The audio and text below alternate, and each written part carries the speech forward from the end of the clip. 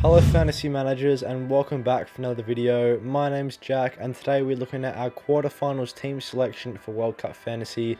We have made quite a few changes and have seen a big rank rise. If you're liking the World Cup Fantasy team selections, then drop a like and subscribe, and as always click the notification bell to stay up to date with all of our uploads from now all the way until the final of the World Cup tournament. And check out our World Cup Fantasy League code that is on the screen now if you want to join our league. And with that being said, let's jump into the video. So before we have a look at how the team lines up for the quarterfinals, I just wanted to touch on how we got on in the round of 16. Last week we did score a total of 93 points, which was an absolutely massive score, and it really did help out that we had the power captain on Mbappe as well. He went from 15 points, it doubled up to 30, which was absolutely massive, and a lot of the players around the squad did provide lots of returns as well. So definitely very happy with the round of 16 score of over 90 points, which has seen our rank climb to around 130k in the world, which I do think is a pretty decent World Cup fantasy rank. And as always, we will be looking to push higher in the final stages of the World Cup tournament. So with that in mind, let's have a look at the team for the quarterfinals. We have made all 5 of our free transfers. So here is the squad. Alisson does remain as the goalkeeper. He's got Croatia this week, which is definitely a good fixture from a defensive perspective. Alisson hasn't had too much to do so far this tournament, just having to make the 5 saves across his first 4 matches throughout the tournament, and Brazil's defense is pretty strong in general. Croatia are a side that haven't been scoring too many goals and haven't looked the most convincing so far this tournament, getting through on penalties in the round of 16 and not scoring throughout regular time. So I do like Alisson there in goals for Croatia, as Croatia haven't scored too many goals throughout the group stage either. Looking to the defenders now, Otamendi does have Netherlands. He was a player that hasn't changed from last week, as the 5 transfers have been prioritised elsewhere. Otamendi, despite not getting a clean sheet in the round of 16, did provide an assist for Argentina against Australia, so that was definitely nice to see.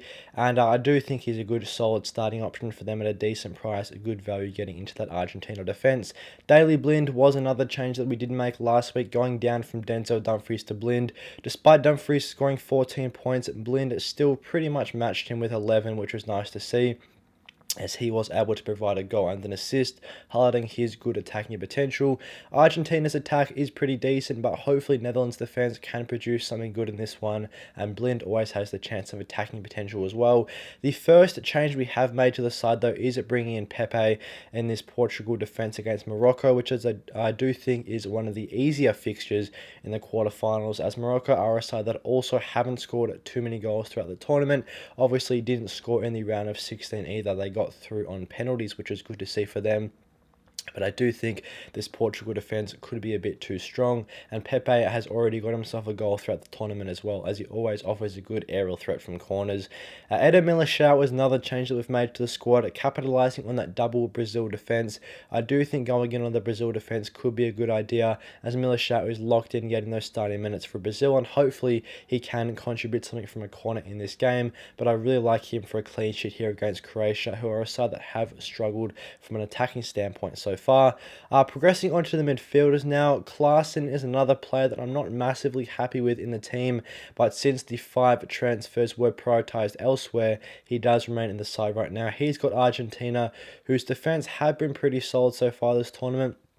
Yes, Klaassen has been getting involved for Netherlands, but I'm not massively sold on him producing returns in the quarterfinals against Argentina, should I say.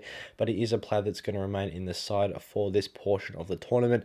Bruno Fernandes was a player that we brought in last week. He recorded 5 points in the round of 16 and has actually been one of the highest scoring players throughout the World Cup. He's been an absolutely superb form for Portugal, contributing both goals and assists and being involved in quite a lot of Portugal's goals from open play. And Portugal's attack has definitely been firing as well, scoring lots of goals throughout the tournament, getting themselves 6 goals in the round of 16 against Switzerland with a great attacking performance. So I do really like Bruno Fernandes in the midfield, as he has presented himself as one of the better options to have in World Cup Fantasy, and arguably the best midfielder option to have right now in World Cup Fantasy. So I do really like him with a good fixture against Morocco. Perisic does run out this midfield. He's another new signing to the squad. It's not the easiest fixture in Brazil, but looking at the couple of the other midfield options, there weren't too many that were jumping out at me. I could have gone for Jude Bellingham from England, but I've already got Saka in this side as well against France, and France's defence is pretty strong. So I have opted to go with Perisic, who's produced pretty decent returns so far, scoring around 20 points throughout the World Cup fantasy so far, which does make him one of the highest scoring midfielders. But there isn't too much choice looking at those midfielder options at that mid price. There's not too many standout picks so far this season outside of Bruno Fernandes. Progressing to the forwards, though, I am very happy with this front three in Messi, Richarlison, and Mbappe. All three of these players did provide good returns in the round of 16, and I back them in to do well once more. Messi's been heavily involved for Argentina, has picked himself up a few goals already this tournament. He's on penalties, of course, which does definitely help out, and he has played another very good World Cup tournament for Argentina, as he just tends to step up in these big stages, and that is why he does have the captain's armband on him as he plays on the first day of the quarterfinal matches. Richarlison, a great way to get into that Brazil attack for fairly cheap compared to Neymar or Vinicius, as Richarlison is that focal point of the team in that striker position, getting himself lots of goals, scored in the round of 16. He's high on confidence right now.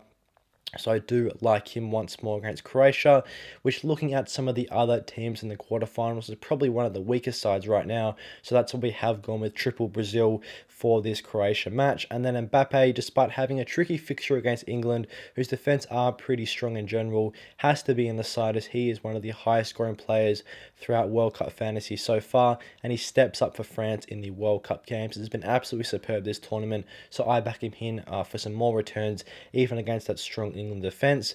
Looking at the bench now, we have made another change to the goalkeeper in Costa. This was previously Gonda from Japan at £4 million, but after making a couple of downgrades in price from a couple of the other players in the squad, we've been able to free up money to upgrade Gonda to Costa.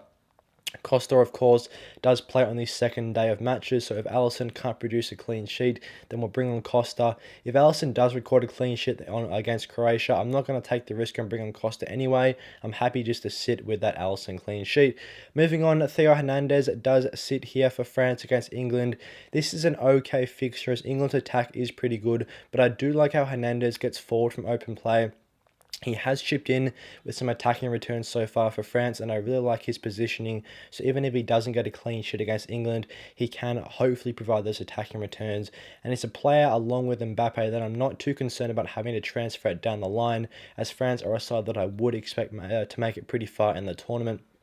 Bukayo Saka as well, another great pick that's been in superb form in the same fixture as Hernandez. He, of course, has France, who in their own right do have a pretty strong defence, but Bukayo Saka and England have been scoring so many goals this tournament. Saka's been getting involved with assists as well, and he looks to be one of their standout players throughout the World Cup, so I do like him as far as midfielder options go. Probably between him and Fernandes have been the two best midfield options throughout World Cup fantasy. So despite France being a difficult fixture, Saka does remain in the side. And then Ziyech was the fifth and final free transfer that we made. Once again, not too much choice amongst midfielder options. Ziyech has been pretty good so far, scoring around 20 points as well throughout World Cup fantasy. But as always, Portugal is a pretty tricky fixture from an attacking perspective, as Portugal's defence is in general pretty strong. But Ziyech has played a superb tournament, and Morocco, proving themselves as the dark horse in World Cup, could hopefully, for Ziyech's perspective, get themselves a goal against Portugal and really challenge them for a spot in the semi-finals, as this Morocco side has played very well so far together and has really gelled as a team. Ziyech has been involved very heavily in their attack, getting multiple attacking returns already this tournament. So I do like him in the middle of the park. And that is pretty much the squad of the 15 players that we're looking to select for the quarterfinals. I'm pretty happy with this team. I'm not going to take any additional transfers because I don't want to take those extra hits. I'm happy with the 5 free transfers. We've made maximum utility out of these free transfers provided. Quickly looking at some of the team stats, the squad value is just 99 million with 1 mil in the bank. So we still have some extra room to upgrade another player as more teams get knocked out in the tournament. We have also used all of our chips, so we don't have any chips that we're going to be using in the quarterfinals, as we have used them all in previous stages of the tournament, and that is pretty much how the team lines up for the quarterfinals. Thanks for watching today's team selection for the quarterfinals of World Cup Fantasy.